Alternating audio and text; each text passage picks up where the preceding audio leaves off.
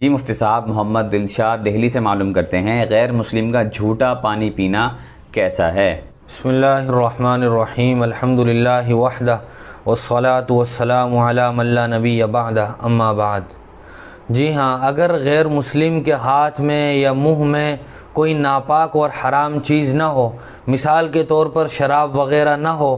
اسی طرح جو چیز وہ کھا رہا ہے یا پی رہا ہے وہ چیز ناپاک اور حرام نہ ہو، تو پھر اس کا جھوٹا کھانا یا پینا جائز ہے، کیونکہ فی نفسی ہی غیر مسلم ناپاک نہیں ہے جب تک کہ اس کے جسم پر کوئی ناپاکی نہ لگی ہو۔ اور قرآن مجید میں مشرکین کو جو نجس اور ناپاک کہا گیا ہے وہ ان کے عقیدوں کی خرابی کی وجہ سے کہا گیا ہے، لیکن یہ ایک مسئلہ ہے